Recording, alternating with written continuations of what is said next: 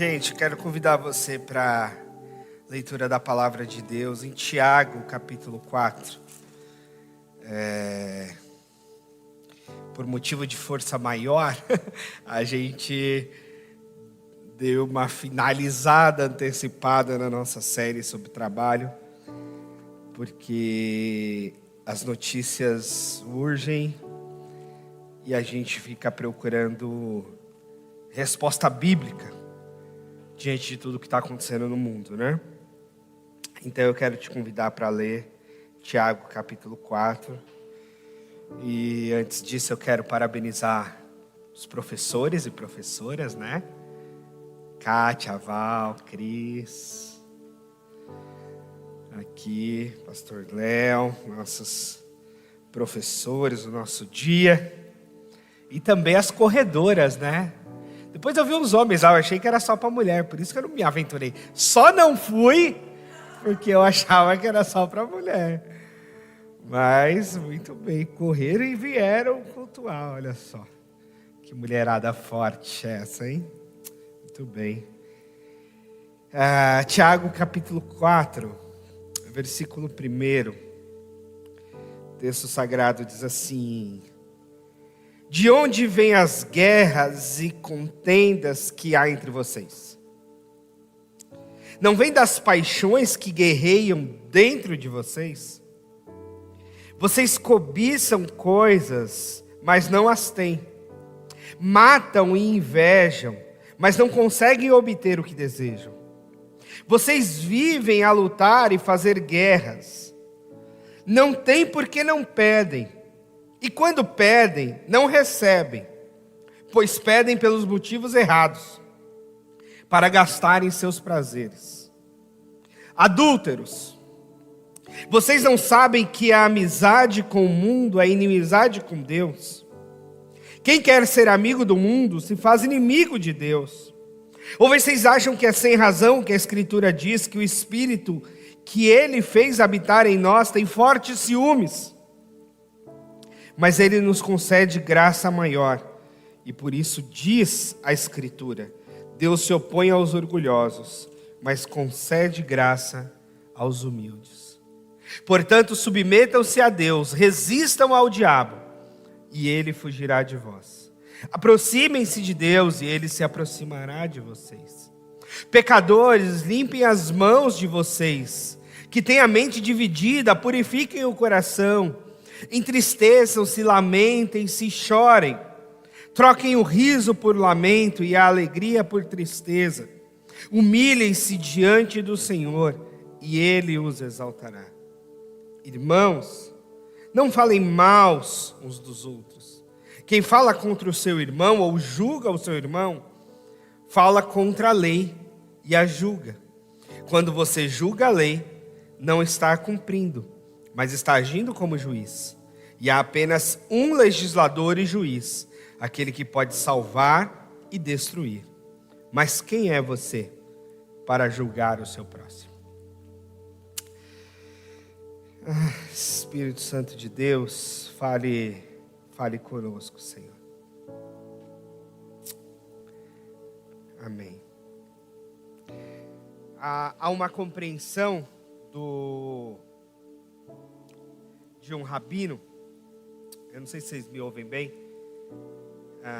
Por conta talvez do retorno. Que ele fala que, se eu não me engano, é o Joshua Heschel.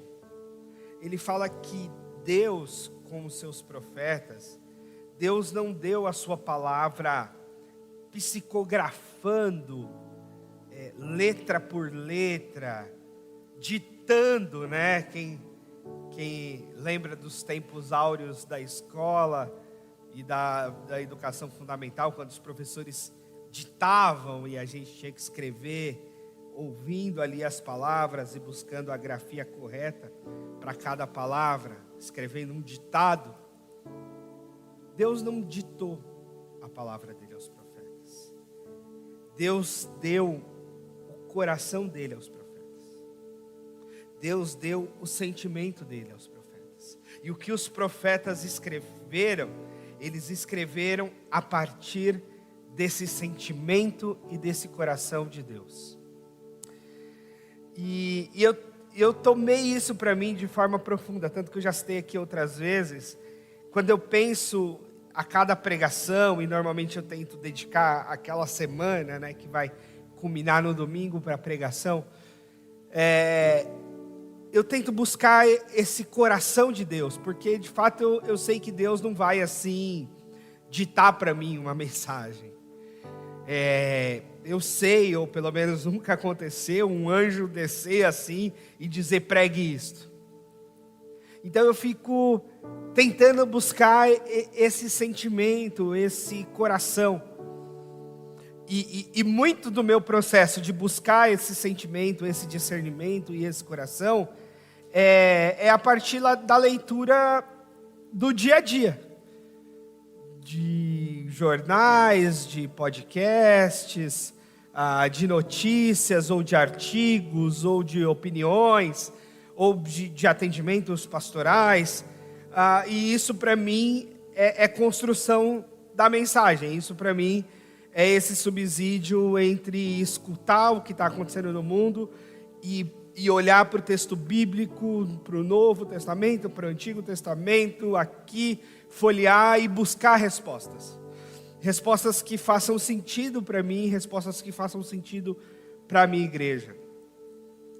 E esses dias de conflito entre Israel e palestinos, ou mais especificamente, entre Israel e o Hamas, são dias muito difíceis, que mexem com a gente.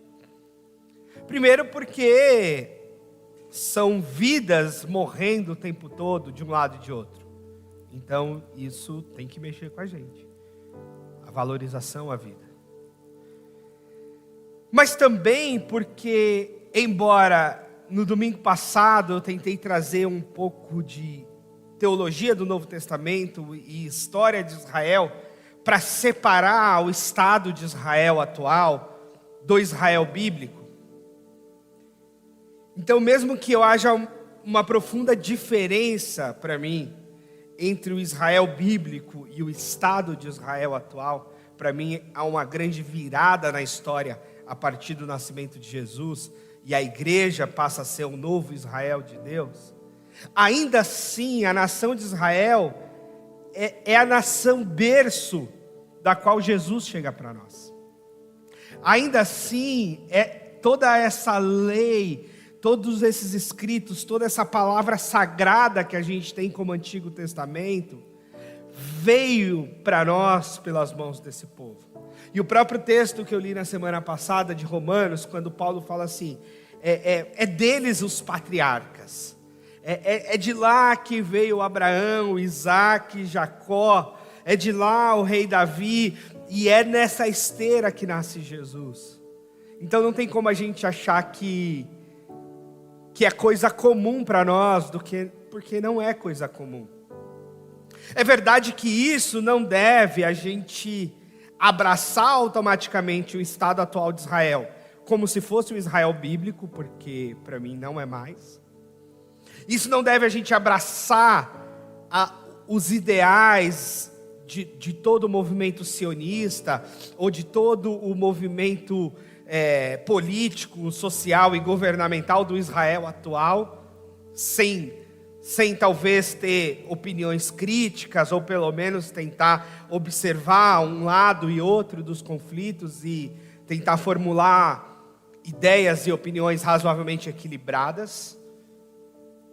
Mas sim, para nós Israel tem um sentido especial, porque é de lá que vem a nossa fé. A nossa fé é uma fé judaico-cristã.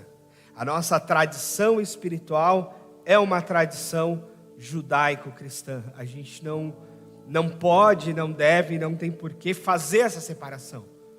A gente assume a Bíblia, a nossa Bíblia sagrada, o nosso conjunto de livros sagrados, compreende Antigo e Novo Testamento. Então a gente não abre mão disso. Muito embora a gente acredite na virada em todos os aspectos a partir de Jesus, a gente também não anula o que aconteceu antes de Jesus. A história dos patriarcas, a história dos profetas e tudo que foi construído antes. E por outro lado, é claro, a gente vê, de um lado, Israel, e o pastor Irlande falava para mim, né, a primeira viagem que eu fiz a Israel, eu tive o privilégio de fazer com o pastor Irlande, e ele já tinha feito 11 viagens a Israel. Então foi a 11ª dele e a minha primeira em 2017.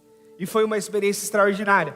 E uma fala comum dele era dizer assim: ir a Israel é visitar a casa dos nossos avós. Essa era a fala que ele repetia.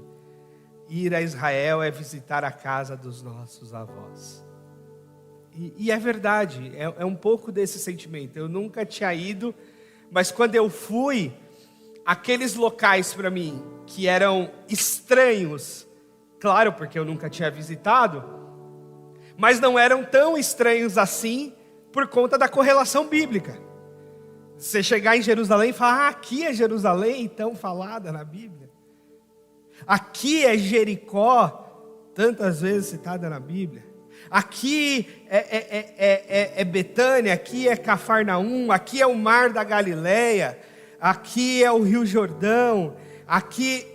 Então, há uma imediata conexão de você ver assim: caramba, tudo que eu tantas vezes li na Bíblia, tudo que eu tantas vezes fui ensinado, bebezinho, nas aulas de escola bíblica dominical, estão aqui. E eu estou vivenciando e pisando nesses locais. Então isso é extraordinário. Mas por outro lado, é claro, a gente tem a aflição e a angústia do chamado povo palestino. Eu tive a oportunidade de andar pela Cisjordânia, visitando e conhecendo cidades palestinas. É o caso hoje de Jericó, é o caso de Bexerba, onde está lá o túmulo de Abraão. É o caso de Betânia, a cidade de Lázaro, de Marta e Maria, onde Jesus costumava se hospedar. É o caso de Belém, a cidade onde Jesus nasceu, o campo dos pastores, as colinas de Moabe. E é claro que há uma pobreza muito grande naqueles locais. Há uma realidade econômica muito complicada, que era razoavelmente mexida e alterada positivamente pela nossa presença até como turistas, porque no final das contas a gente levava algum dinheiro para lá, né, comprando coisas e tal, com o ônibus cheio de turistas, lidando e convivendo com cristãos palestinos, porque a maçante maioria dos palestinos são muçulmanos, mas há um pequeno contingente cristão, que eram com os quais a gente acabava lidando mais, e que tinham lojinhas, ou box, ou barracas de artigos cristãos à venda, e souvenirs e etc. E a gente via também a realidade e a pobreza com a qual aquelas pessoas vivem ali. E agora a gente está vendo esse conflito se intensificar, a pobreza se intensificar, o terrorismo, os crimes de guerra, uma série de coisas que são muito complicadas e é difícil a gente querer se arvorar, inclusive, a dar uma opinião. Eu fico lendo e escutando de tudo. Ontem eu estava ouvindo um podcast de mais de 4 horas de um cientista político israelense com um professor da FGV palestino, para tentar minimamente escutar e perceber com equilíbrios, porque é muito complicado a história e o conflito e tudo que está em volta daquilo é realmente muito complicado, não é simples, né? Inclusive não é simples a gente falar de uma Palestina, são Palestinas, porque a gente tem Gaza uma coisa, Cisjordânia é outra coisa, dentro da Cisjordânia você tem território ABC, que também tem uma dinâmica diferente desses territórios.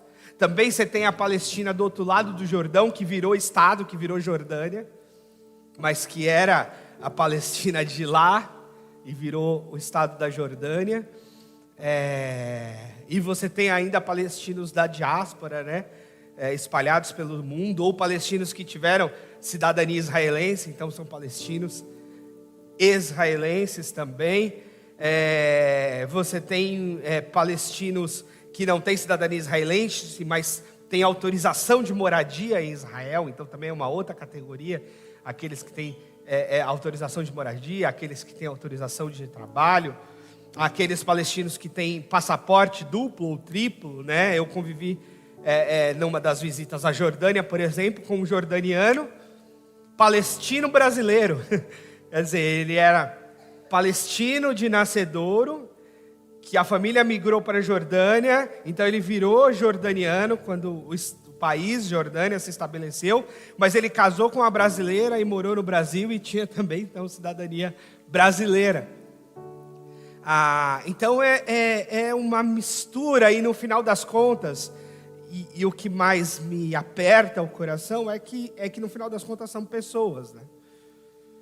E para além dos combatentes que estão no fronte e estão de alguma forma preparados para isso, você tem a população civil que não está de nenhuma forma preparada para isso, né? Por mais que a nação de Israel seja militarizada, né, porque constitui uma nação pequena, muito pequena em comparação ao Brasil e muito forte militarmente em comparação com a região, ainda assim você tem um monte de gente civil que nada tem a ver com a guerra, ou que é contra a guerra, ou civis que estavam inclusive protestando contra o governo atual, que estava mexendo em leis e tal. Quer dizer, aquela tensão de um Estado democrático, inclusive, que tem toda essa discussão interna, e isso inclusive também é uma coisa interessante de Israel, né, de ser uma democracia num ambiente de maçante maioria, para não dizer 100% de ditaduras. E mesmo que não seja uma democracia talvez laica, como a gente tem no Ocidente, é um Estado judeu, mas ainda assim é uma democracia, ainda assim tem um parlamento, tem partidos árabes e partidos liberais e conservadores, e de direita e de esquerda, e tudo isso misturado. O que precisa e é importante que se tenha numa democracia mesmo. Mas ainda assim, as pessoas inocentes, as crianças, as mulheres, as pessoas com essa sensação de terror realmente, de insegurança, porque não tem para onde correr ou para onde fugir. E é horrível. A gente viu os brasileiros que estavam lá e que estão sendo repatriados. Então, nessa hora, quem é de outras nações ainda consegue ter um pouco mais de direitos, né? E consegue ter essa repatriação, ter esse caminho de volta para casa, embora alguns foram assassinados e etc. E aí, uma das respostas para isso vem do texto de Tiago, que a gente acabou de ler. Que ele faz uma pergunta retórica, né? De onde vêm as guerras e contendas que há entre vocês? É interessante pensar que esse Tiago que escreve a carta provavelmente é um irmão de sangue de Jesus. E ele escreve uma carta aos judeus da diáspora, né? O começo do texto dele diz: Tiago, servo de Deus e do Senhor Jesus Cristo, às 12 tribos dispersas entre as nações. Quer dizer, já é um momento, essa coisa do judeu espalhado pelo mundo não é de hoje, né? Então já é um momento em que ele está escrevendo para os judeus fora de Israel, que estão por todo o Império Romano, ou que estão inclusive por outros locais. E ele escreve falando inclusive desses conflitos entre irmãos, porque a gente não pense que judeu também é uma coisa só. Tem judeu de todo tipo, e de todas as ideias, e de todos os conflitos também, diferentes entre eles. Porque entre eles também há uma diversidade de pensamento, de ideia, de compreensão de mundo, ou de compreensão política, e por aí vai. E de compreensão religiosa, porque você tem judeu que é ateu, porque é judeu de raça, mas não é judeu de religião, né? Então tem de tudo. E Tiago diz para a gente: quer saber de onde vêm as guerras e as contendas entre vocês? Será que não vem das paixões que guerreiam dentro de vocês? Vocês cobiçam coisas e não as têm, vocês matam e invejam e não conseguem obter o que desejam. Vocês vivem a lutar e a fazer guerras, porque não têm e não pedem. E quando pedem, não recebem, porque pedem por motivos errados, para gastarem seus prazeres. Então, o primeiro lugar, antes da gente pensar, claro, dos motivos factuais da guerra, que nesse momento, disputa de território, ato terrorista, invasão, colonização, racismo, tem apartheid, não tem apartheid, toda a discussão que existe ali. A primeira coisa que a Bíblia coloca a respeito dos motivos da guerra é o nosso próprio coração. São as nossas próprias paixões, eu diria más paixões nesse caso, más intenções, a nossa cobiça, a nossa inveja de querer o que é do outro.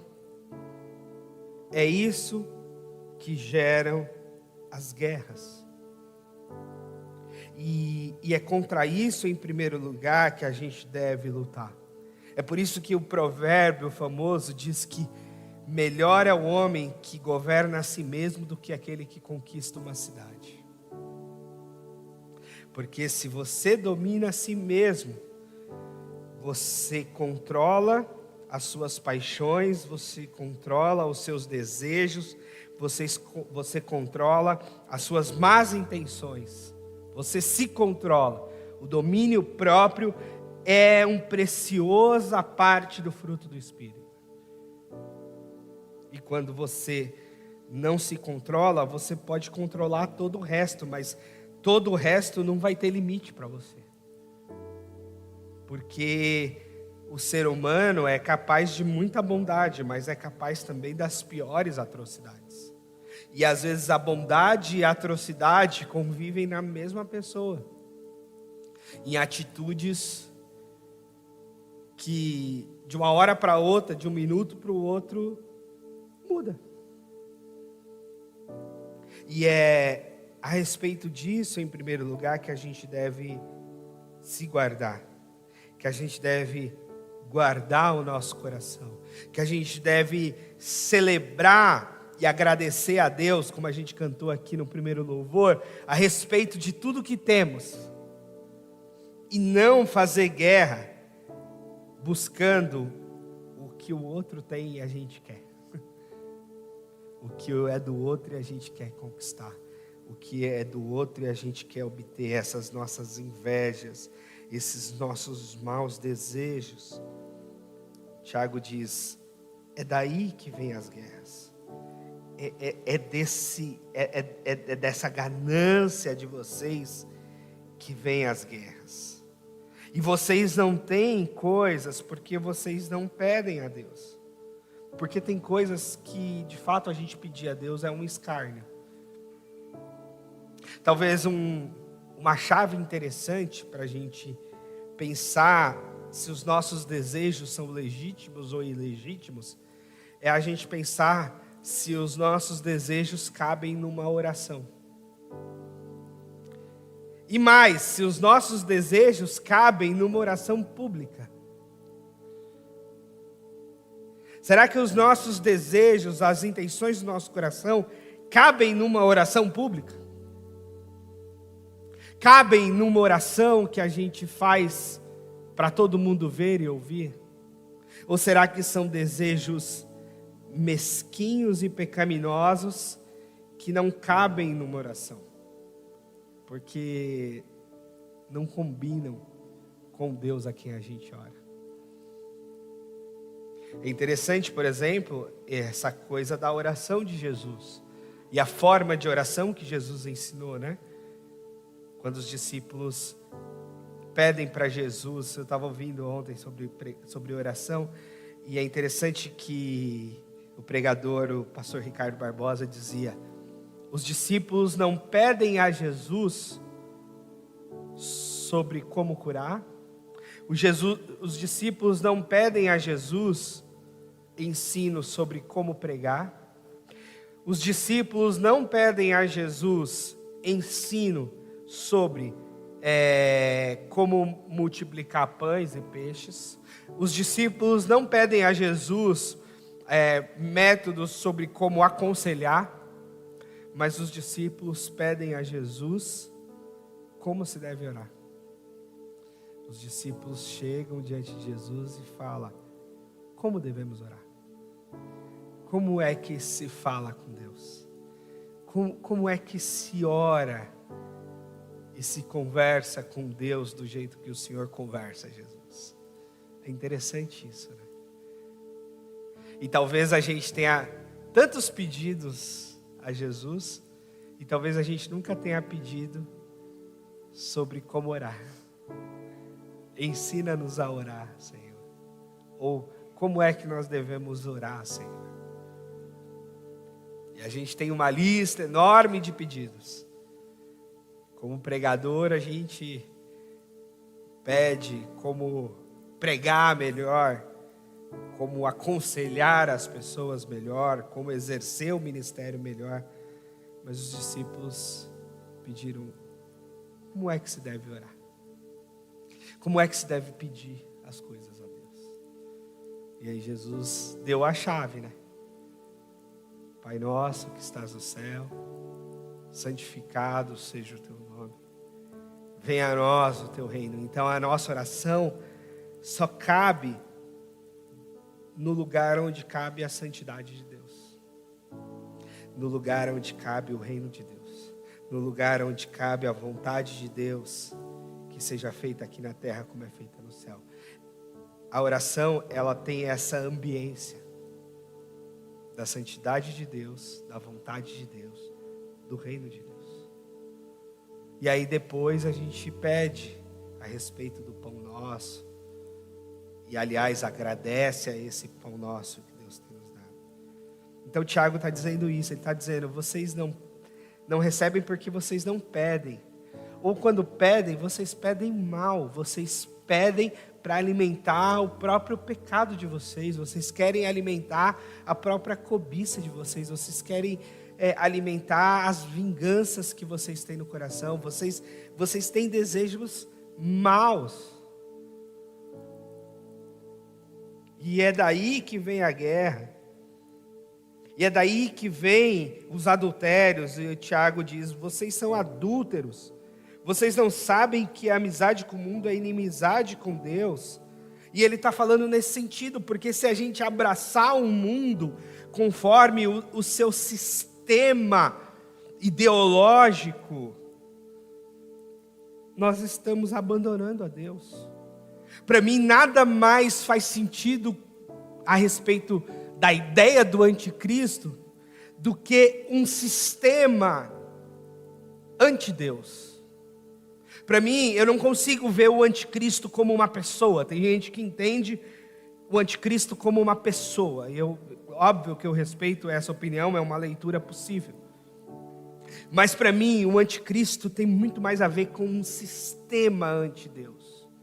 Tem muito mais a ver com um sistema e um jeito que nos coloca para longe e para fora de Deus. E a palavra então diz isso para a gente, que se a gente abraçar esses sistemas mundanos, nós nos tornaremos inimigos de Deus. E é angustiante olhar, por exemplo, nesse momento para os debates ideológicos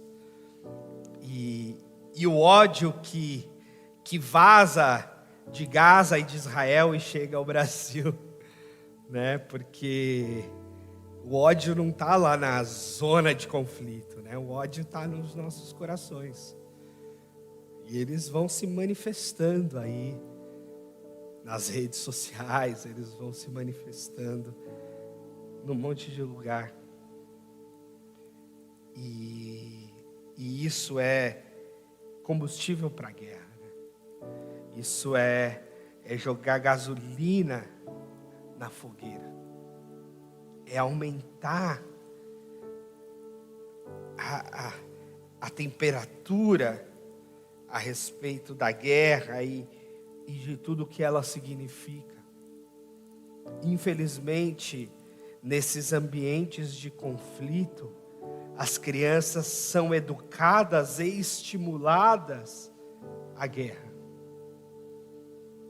Se a gente pensa nesse conflito, Israel e palestinos, as crianças não eram nascidas em 1947, quando foi dividido o território. Quando foi acordado a solução dos 2 estados. As crianças não eram nascidas. Mas esses caras que não aceitaram a divisão lá atrás, trabalharam para manter a alimentação do ódio aqui na frente. E que isso, se não houver perdão, se não houver reconciliação, se não houver a humildade necessária, isso não vai ter fim. Não vai ter fim. Porque Israel é muito mais forte militarmente do que os palestinos, 10.000 vezes. Mas ao mesmo tempo, Israel é muito menor do que todo o mundo árabe ao seu redor. Com o Irã, com Síria, com Jordânia, com o Egito, com a Arábia Saudita e com todo o mundo árabe. Uma nação, a única nação judia do mundo diante de tantas outras nações muçulmanas e de tantas outras nações laicas ou de maioria cristã, como é o caso nosso aqui no Brasil. E toda essa confusão que Tiago está falando é do coração pecaminoso de vocês. É desse lugar e desse coração de vocês que nascem as guerras. E aí ele vai dizer, mas o Espírito que habita em vocês, o Espírito Santo, ele tem ciúmes. Ele quer ocupar toda a vida de vocês. Ele quer ocupar todo o coração de vocês. E é por isso que a idolatria, se prostrar diante de um outro Deus, era considerado um adultério para Deus, uma traição, porque é colocar no lugar de Deus outra coisa, é colocar no coração uma outra coisa que não Deus e que não o Senhor em primeiro lugar. E a gente não pode abraçar ideias e ideologias antes de ter o nosso coração preenchido por Deus, preenchido pela palavra de Deus, preenchido pelo temor a Deus, preenchido por esse Espírito Santo de Deus que foi derramado e que tem ciúmes de nós. Essa é a nossa virtude. O único jeito da gente vencer essa guerra contra o pecado que habita em nós é termos um coração preenchido por Deus, pelo Espírito Santo de Deus. É fazer ou ter na nossa vida o que Agostinho disse, que o ser humano ele tem um vazio gigante do tamanho de Deus e que ele não sossega enquanto Deus não preenchê-lo. E aí Tiago continua falando sobre a gente ser humilde. Porque Deus é um Deus que se opõe aos orgulhosos, mas concede graça aos humildes. Portanto, submeta-se a Deus, resistam ao diabo e ele fugirá de vocês. Aproximem-se de Deus e ele se aproximará de vocês. Parece que a gente está lendo Isaías aqui, né, Darlan? O texto que o Darlan leu para a gente no começo do culto. Em outras palavras, está sendo repetido por Tiago. Aproximem-se de Deus, ele se aproximará de vocês. Pecadores, limpem as mãos, vocês que têm a mente dividida, purifiquem o coração. Entristeçam-se, lamentem-se e chorem. Troquem o riso por lamento e a alegria por tristeza. Não são dias de alegria. Se Israel vencer esse conflito, não haverá motivos de fogos. Numa guerra, só há motivo de choro. Porque pessoas morrem. Combatentes morrem, civis morrem. Então são dias de choro, são dias de lamento. Se a gente tem um motivo de alegria para esses dias, é o motivo de estarmos num país onde se vive em paz. Aquela paz, né? Porque tem as tretas, tem a violência urbana que mata muito. Mas ainda assim vivemos em paz.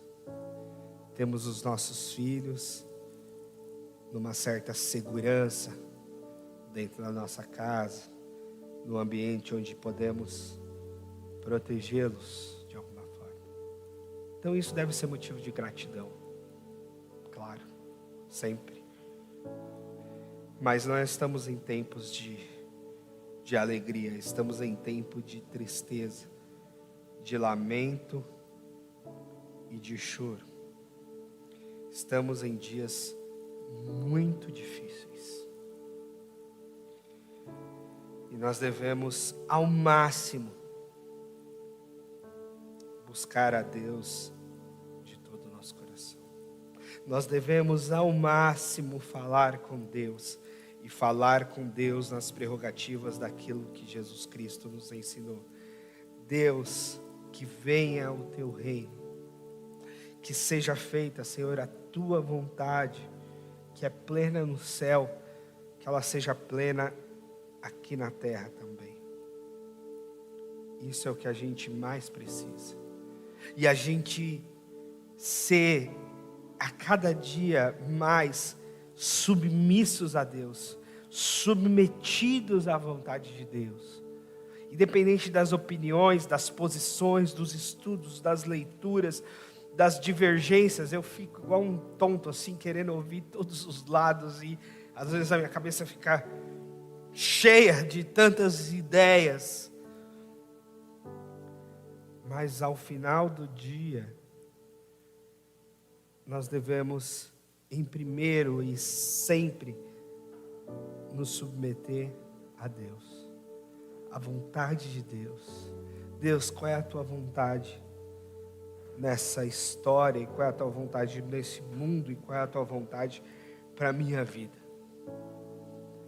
Eu preciso desse discernimento, eu preciso dessa sua presença, para a gente não enlouquecer e para a gente não achar que a gente está com Deus, quando na verdade a gente está contra Deus.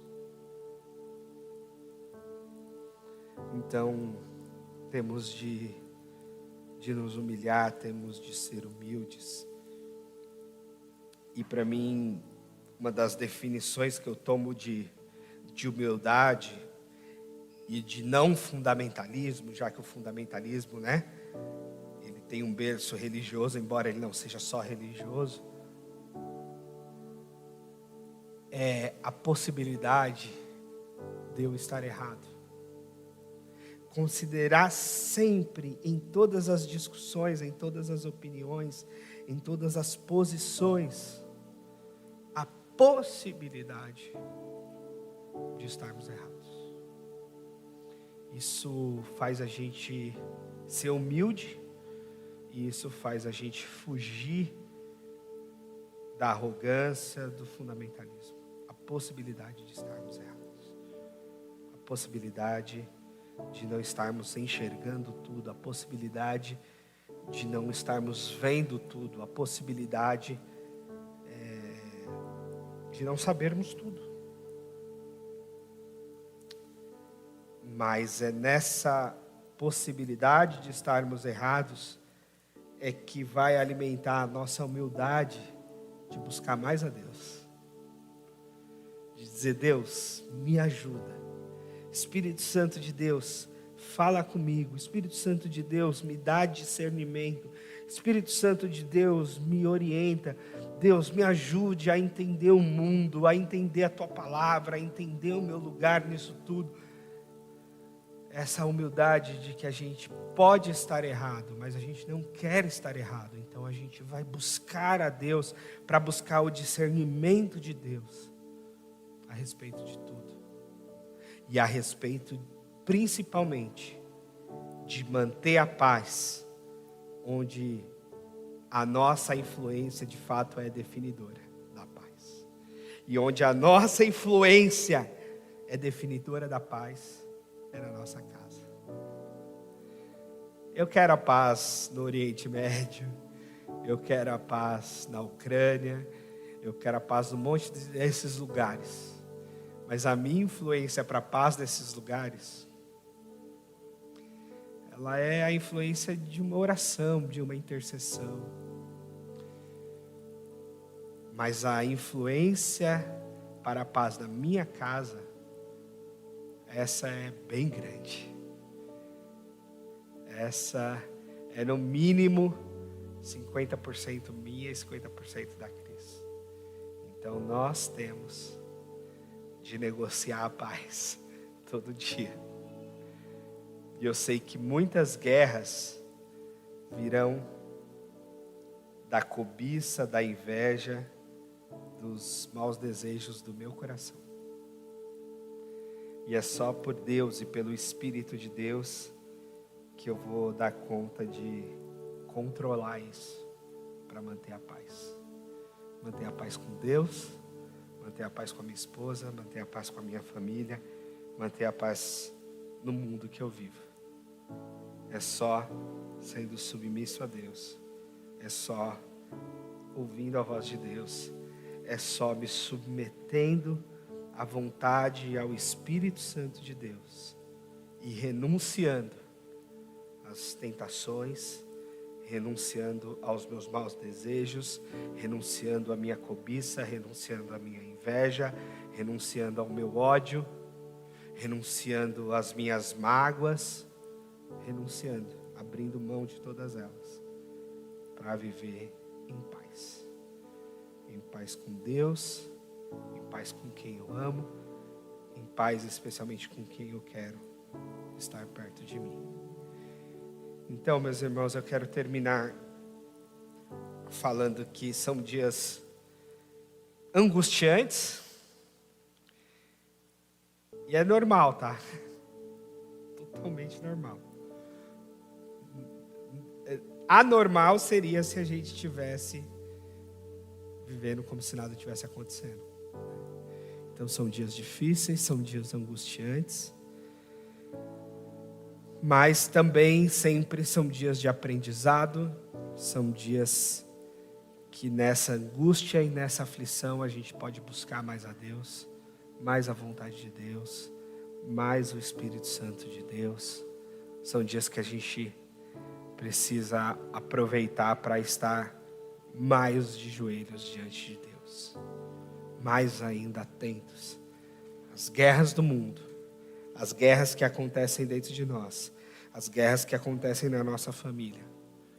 para a gente vigiar, para a gente orar e para a gente clamar a respeito da vontade de Deus, plena e soberana, sobre todo o mundo, em especial sobre a nossa casa, sobre a nossa vida.